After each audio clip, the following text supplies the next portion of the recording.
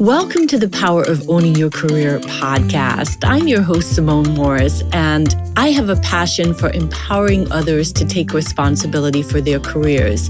Yes, I've written several books on owning your career and am loving hosting this podcast. This podcast is for you if you're willing to make a shift to the driver's seat in your career. We feature leaders who inspire, empower, and motivate you for consistent career action for results. Please continue to join us every Sunday when a new episode is released. Let's get into this week's show.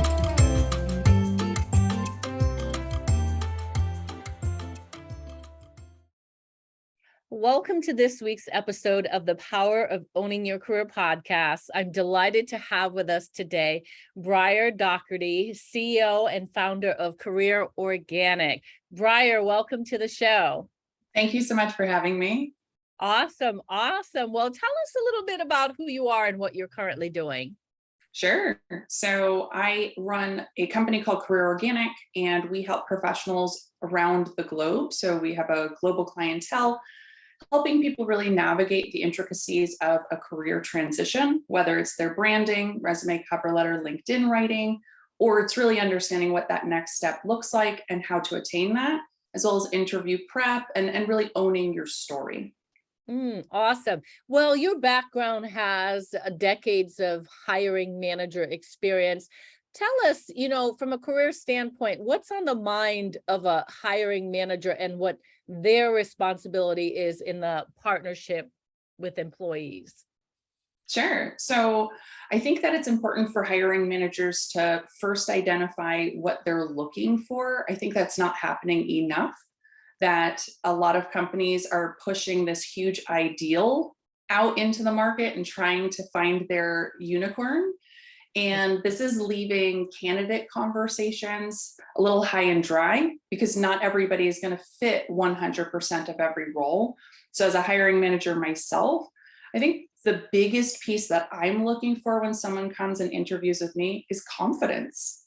Can they, whether they have the experience or not, can they pull from their background and past experiences and use that as an asset in my organization?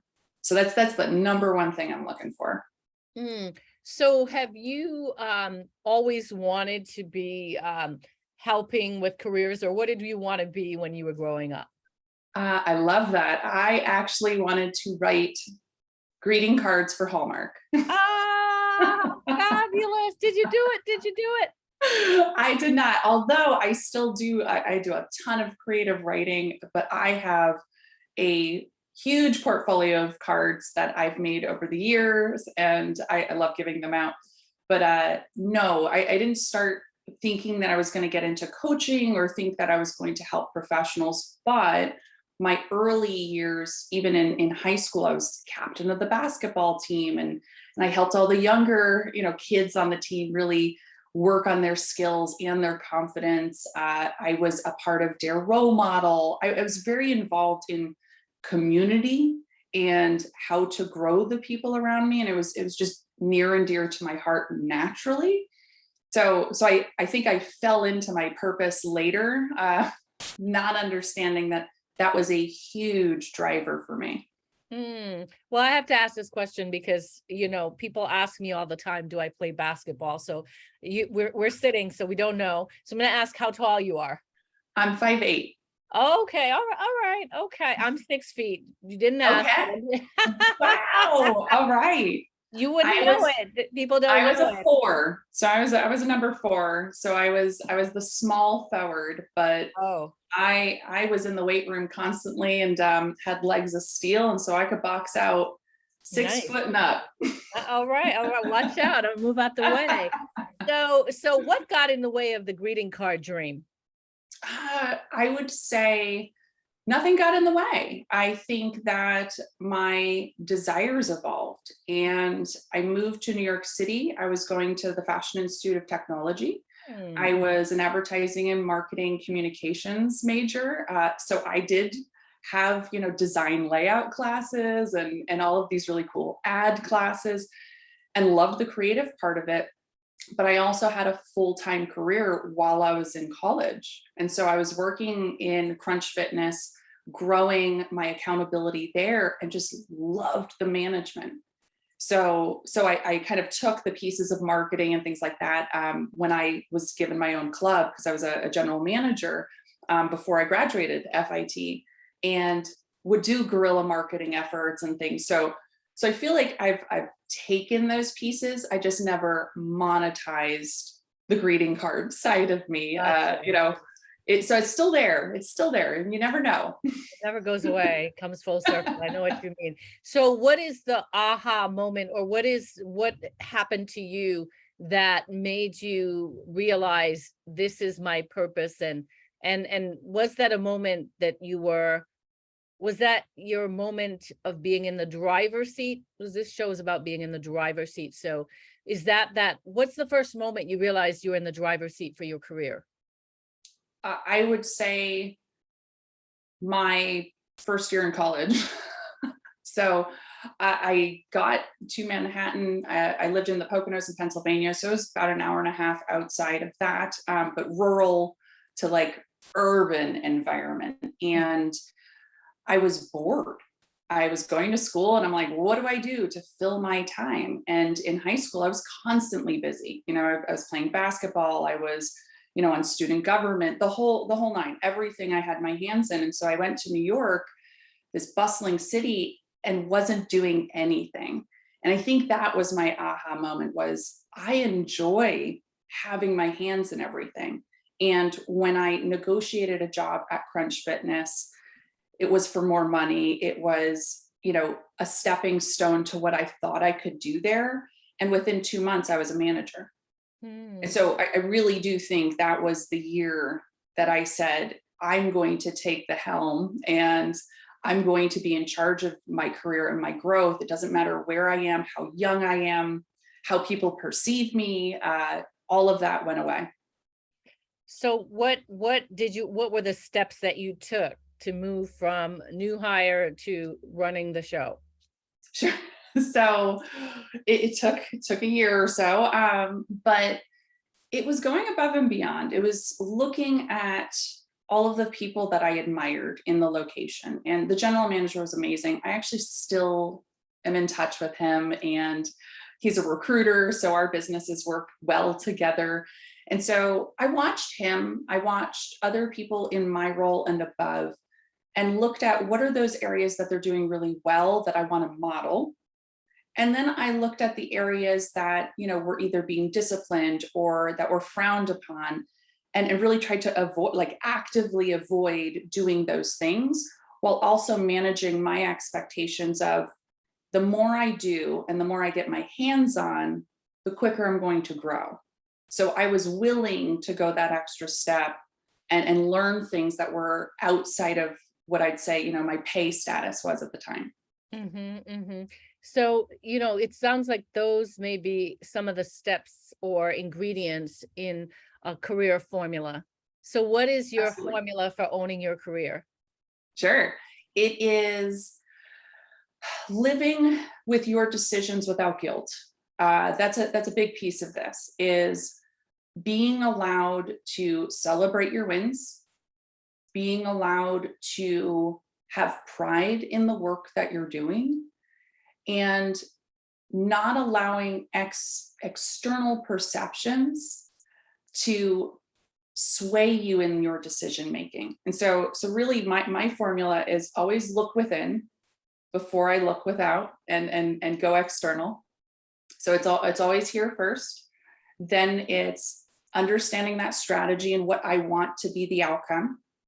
And then taking those steps and understanding, especially from a boundary perspective, what am I willing to put in to get that outcome? And I think that has measured really well for me over the course of my career so far. And especially the internal piece is not expecting others to want to propel me, to want to encourage me, or even to be my naysayer. It's owning that myself allows me to be a part of all of it. So look within to own your power. What are some resources that would be helpful to our audience to really cultivate what's within, or to build the confidence to depend on when you look within to really trust that inner self? Sure. So I have two off the top of my head. One, I actually do a boundary setting exercise, and the the boundary setting exercise is, it's a worksheet and you kind of work through it step by step. But the first step in that is understanding what your core values are. Mm. And I don't think a lot of people do that. They feel like things come at them and they don't understand why they're emotionally responding, whether negatively or positively. And I think taking the time to understand and map out what your core values are leads every conversation from there out. Then there's an additional book, because I do human needs coaching, which I think is super cool. And I love the language it gives. But there's a book called Relationship Breakthrough by Chloe Madonis, who's a family therapist. And she walks through anecdotes of this kind of human needs coaching and how to understand others and understand yourself without giving yourself a box to live in, which I think is the important piece. Tell us more about what you mean about living in a box. What does that mean? Sure. So if you think about career development, a lot of people will do, Gallup Strength Finder, they'll do Myers-Briggs, they do DISC assessments, and I love them for the application that they are supposed to have at work, right? So it's to understand yourself as a leader, be able to kind of mitigate maybe some of the things that are imbalanced with your team. And I don't think they're being utilized like that anymore. It's allowing people to say, this is how I am, deal with it. And I've had individuals come through coaching with me where they say, you know what, I'm a D on the DISC assessment, so I'm dominant. So people are just going to have to kind of move out of the way when I'm coming through.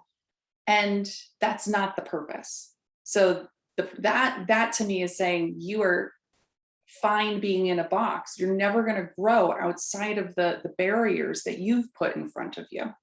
Because as you get a new team member, or as you get a new job, you can't just be dominant and everybody, be okay with that. That's not going to propel you.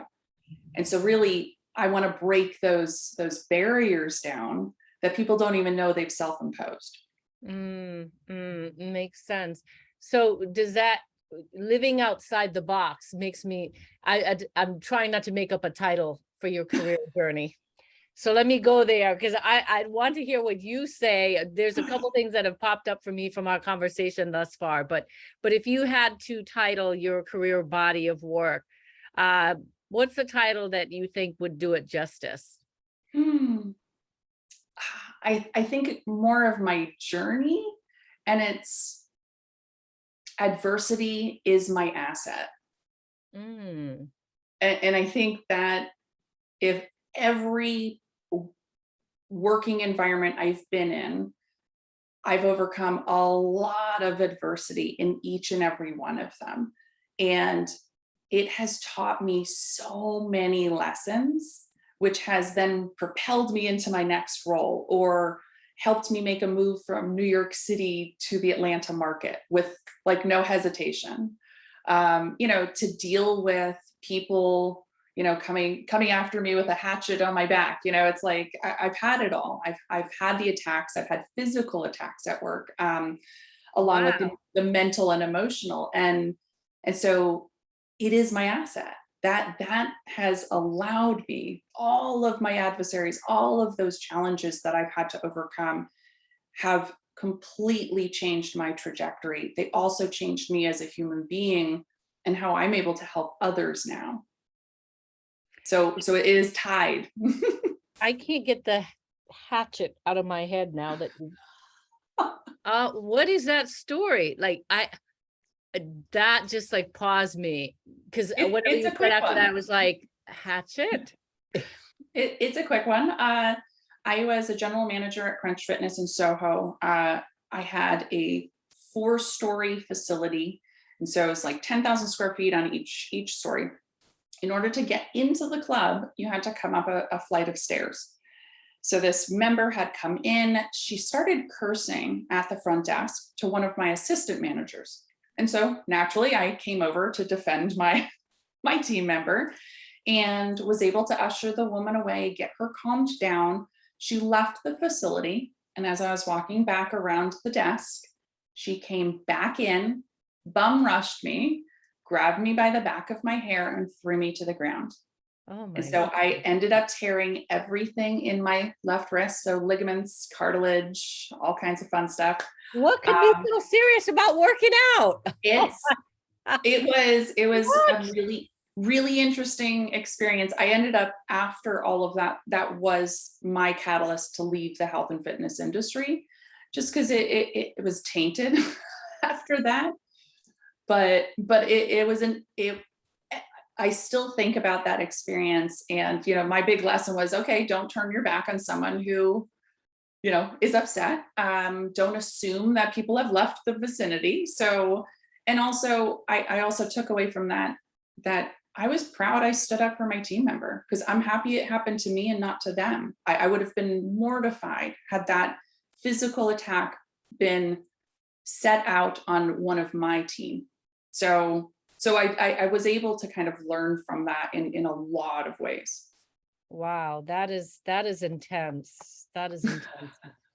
Oh my goodness. Hopefully on our quest to the driver's seat, we don't have to endure physical attacks like that. That's not cool. Not cool. So do you think at that moment you were in the driver's seat or passenger seat? During the attack? Just during your time at Crunch. Oh, I was definitely in the driver's seat. I went from, I actually hit every single level of management there. I went from front desk to manager on duty to assistant general manager to general manager. Mhm. And all of them were active discussions. As an assistant general manager, I had to push to get my own facility because I was the youngest and I was only one of 2 females to be general managers at that time. And so I was definitely propelling myself because no one else was going to advocate for me. Did you have a plan? Because it seems very strategic to, some companies have the path that you can move from here to here to here to here to the top. And some don't. So were you very strategic with your planning, knowing what the criteria is, take the action, do the research, execute? 100%. 100%. And I was actively having conversations about what my expectations were with any of my bosses. Would you So say I was very crystal clear. Sorry, say it again. Were they partners? Because I like to think, when I think about careers, that there's 3 Ps: the partnering, promoting your personal brand. So were you having to, planning, partnering, and promoting? Mm-hmm. So with one of my bosses, yes, I did all of that. I had really great productive conversation with him. And that is how I got the assistant general manager position. When I got to the assistant general manager position, my general manager did not see it as everybody else had. And so she despised, and I use that word well here, she despised the fact that I was so young. Mm. And so she actually told me, I am going to make you stay here as long as I possibly can, so that you earn your next step, because you are just too young to have your own club. It took me, and she had like 10 years before she made it to general manager. And here I am on like a very fast track, and I haven't even graduated college at this point. And I can't even go to the holiday party legally without a fake ID. Mm. So I really, I built a lot of resentment from her without me being actively engaged in that. And so what I had to do is a ton of planning. I had to be very proactive in the things that I was learning from her. And so I took on the role of general manager and let her kind of fly free. So she had really very little responsibility with me underneath her, which finally allowed her to sign off on me getting my own facility and becoming a general manager. Mm, mm, So the planning was yes, still strategic, but, and I hate to use the word manipulative, but I had to be a bit more manipulative with her because she was not my advocate. She was my adversary. mm, mm. And I go back to that adversity, that adversity title. Yeah. Where does the drive come from? I think I was born with it. I think I came out of the womb with it. If you asked either of my parents, they'd probably tell you the same. I think growing up and I grew up in this rural town where everybody knew each other. So you were able to, one, kind of create relationships, but two, you couldn't get away with anything, right? So my dad was a chiropractor in the town. He's still a chiropractor today, and same town, same office. And everybody would tell him, hey, there's a party at so-and-so's house tonight. So he'd always ask, like, what are you up to? And so instead of having to have that type of relationship with my parents where I was hiding things, I just dove in to everything I really enjoyed doing. And that's what expended my energy and time. Mm, And I had major fulfillment there. mhm. So it wasn't forced. It wasn't I never saw it as an obligation. It was always fun time. So if I was volunteering at an elderly home, which I did, I enjoyed that time.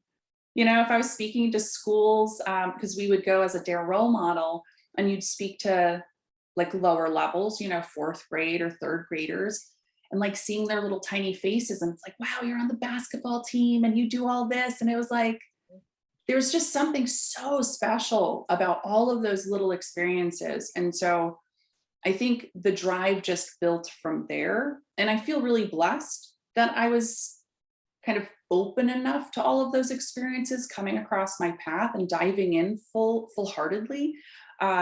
Because without that, I'm not sure if it would have been as quick for me to find it.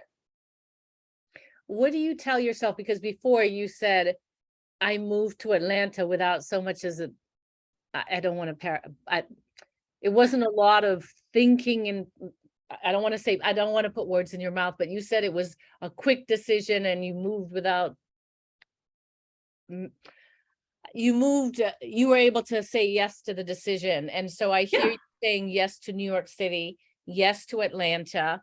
What must one do to prepare themselves to take on risk and to say yes to career opportunities?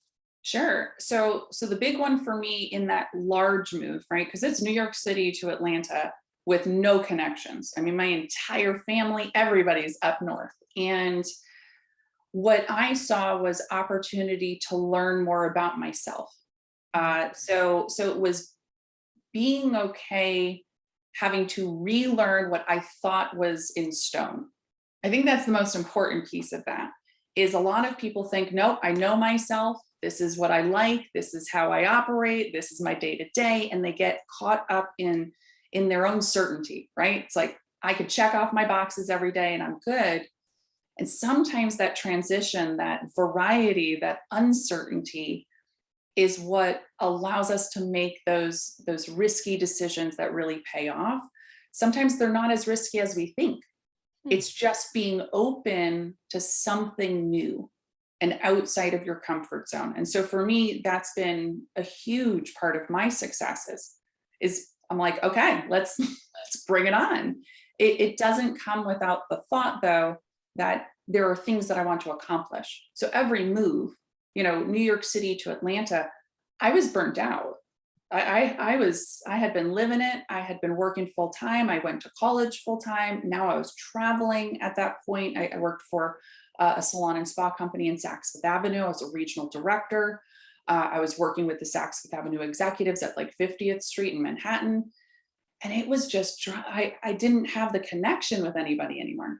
So I was missing something. So I think when we're looking for that next move, understanding what that move should be filling for us allows us to be okay with a little bit of uncertainty. were you at that time clear on your values in order to make the pivot into to sort of have it, what's the thing called, a compass to tell you time to pivot, this is no longer fulfilling, or I'm off Yes. here?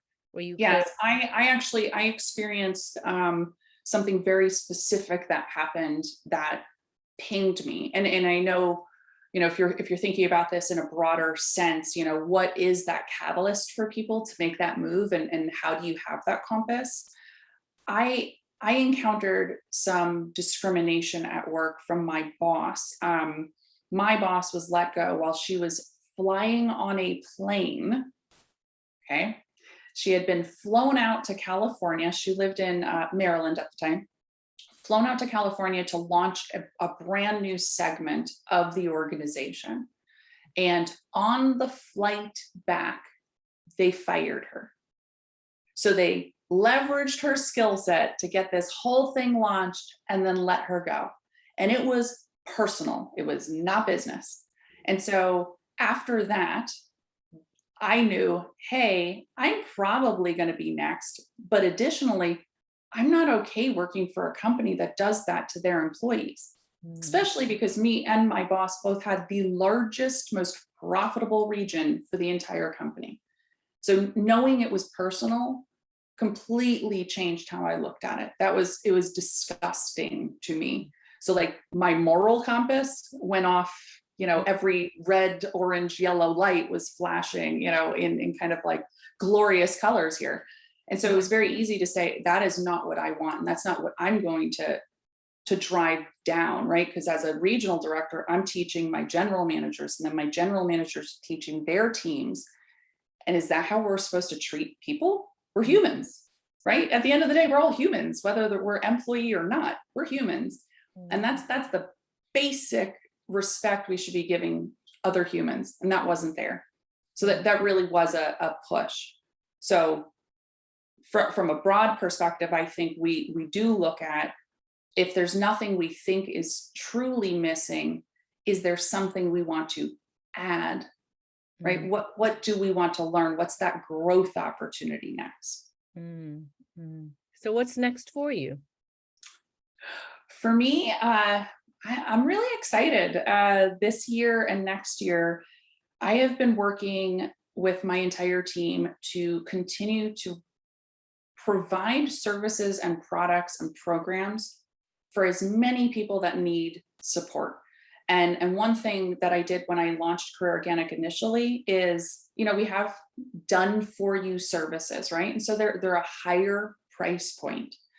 And before the pandemic, in 2017, I was having these phone calls and people were like, I really want to work with you. You have such great energy and I want to be a part of this, and I want to have that service. I just can't afford it. And that was so painful. And so I started working on like courses and programs and additional pieces that would help others at a much lower price point. And so we're about to launch a whole host of different coaching opportunities, programs, products that anybody going through a layoff or going through really tough times is going to be able to afford, but still get the value that they need at that time. That's wonderful. Well, it has been such a pleasure having you on the show. Can you tell our listeners, if they want to stay connected and learn more, how they can do so? Sure. So I love being on LinkedIn. So I am the only Briar Dougherty, it's spelt like Dougherty, on LinkedIn. So if you search me there and DM me, I actually answer all of my messages. And then we are about to launch our new website, which is careerorganic.com. Launches next Wednesday. So we're very excited. We've got tons of freebies and all kinds of cool stuff on there. But that would be the second way of getting in touch, and dropping a note. All right. Well, Briar, thank you so much for sharing your stories and wisdom with our audience. So appreciate you. Thank you so much for having me. Absolutely. I sincerely hope that you enjoyed this week's empowering career story on the podcast. If you did, I'm going to ask you to do me a favor. Wherever you listen to the podcast, be sure that you are subscribing and that you rate and review the podcast. It's so important as we continue to spread the word of career empowerment. In addition, you can head over to the LinkedIn platform and join the Power of Owning Your Career discussion group. There you can have access to the guests who have been on the podcast, as well as others listening to the podcast, as well as myself, where we can continue the conversation. I hope to see you on that platform. You can also email me at pooyc@simonemorris.com if you have a suggestion for guest or a message that you want me to hear personally. Thanks so much, and make it an inspiring, empowering week in your career.